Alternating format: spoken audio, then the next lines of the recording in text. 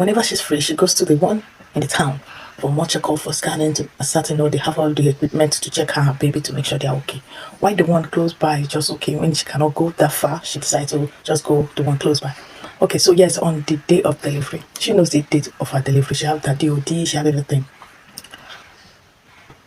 So she set out on this day to go deliver her baby. The labor started well, so she went to the nearby hospital first to just check how she's dilating, the CMs and all. And they checked her and said that, well, the baby's still far away, that it's not even close, it's not coming yet. That's okay. She said the labor suddenly stopped, so she tried to go back home. So when she went back home, after a few hours, the labor started again. Now it was more intense than the first one. So her husband rushed her back to this nearby hospital, okay, which they reached as an alternative. So right there in the hospital,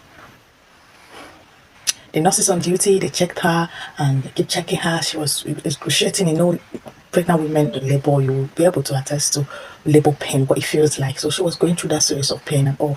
They did not induce her, although she said that she told them not to induce her at some point because she felt okay, her baby was almost there, so she just wanted to have a full natural birth without any complication or anything. And then they did not even have the medicine, whatever it is. They did not have hot drip.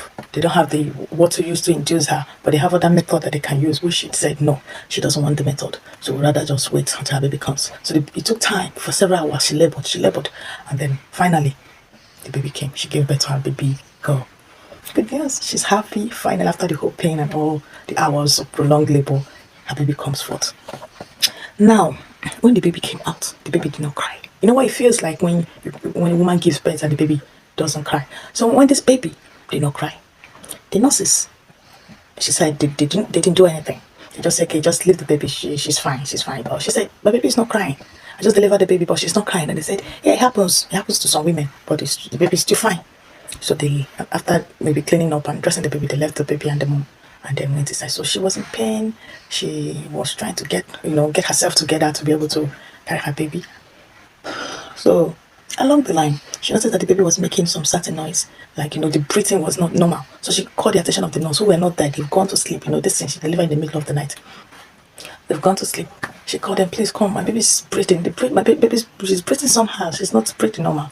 They said, leave that baby alone. She's fine, madam. She's fine. You took the worry, So she said, okay. Maybe she was really worried. Maybe it probably is nothing to worry about, she thought.